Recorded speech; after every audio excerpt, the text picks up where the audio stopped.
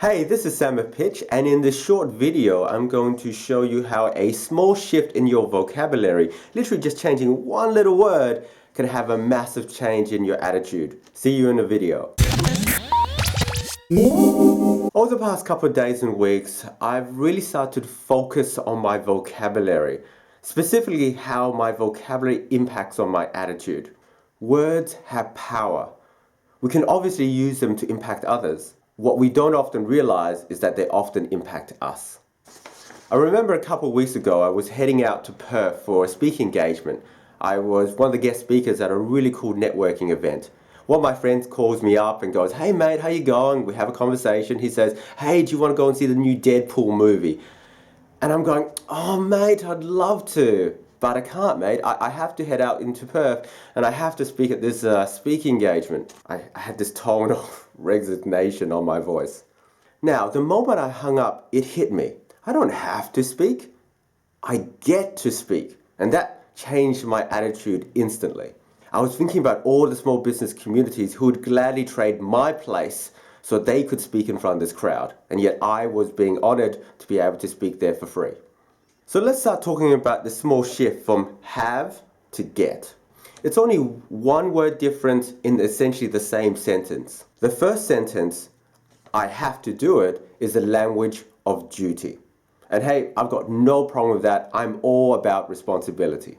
But too often, we say it with a sigh. We say it with some resignation. It can easily become pessimistic, and nothing can kill your creativity, your relationships, your performance more than negativity, right? The second expression, "I get to do this," is a language of privilege. It's us realizing that we have a gift, that we have an opportunity, that we get to do something of importance to us. It's us realizing that we get to relish this opportunity rather than resign to it. Now, this subtle shift may seem small, but it can have a big impact on your attitude. I'm choosing the language of privilege every day now. So instead of saying, "I have to work out this morning," I'm changing it to, "I get to work out this morning."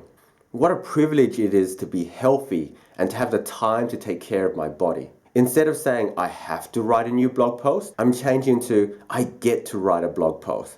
What a privilege it is to connect with readers and talk about issues that I'm passionate about. I don't have to coach, I get to coach. What a privilege it is to work with people who are passionate about their businesses and who come to me for advice. I don't have to stay at home on a weekend to look after my kids.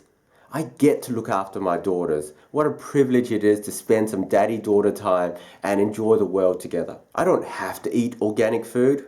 I get to eat organic food. What a privilege it is to take care of myself in a sustainable way that helps the earth. You get the idea. So here's 3 suggestions to make that shift yourself. First and foremost, start becoming aware of your vocabulary. And really, this is the evolution of our own language. It says a lot about us. If you just listen to people and how they use language, you know so much about them within the first 5 minutes. Most people are talking about should and could and would, and changing that to must and will and commit makes a big change. Now, the next shift is going from have to, must, to get to. Privilege. The next step is start using get instead of have to. Start moving away from duty and start moving towards privilege. Realize that you have an opportunity, that you are given this time and space to actually work on something that's really important to you. And that little shift will make you move from a person who feels like they're a servant to a person who feels like they're in charge of their life. And last of all, step 3 is just notice the difference it makes in your attitude. How do you feel?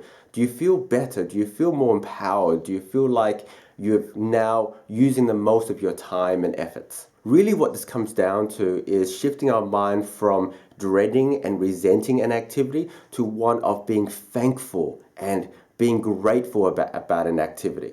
And what that does for our psyche, for our mental state, for our health is there's so many benefits to being grateful. Whatever we're facing, we can usually up our game by focusing on the positive. This small shift is a great way to start moving in the right direction. If you liked this video, like, comment, share below. I'd love to know what you get to do every single day, what projects you get to do. I'm really excited to hear about that. So please share that with me.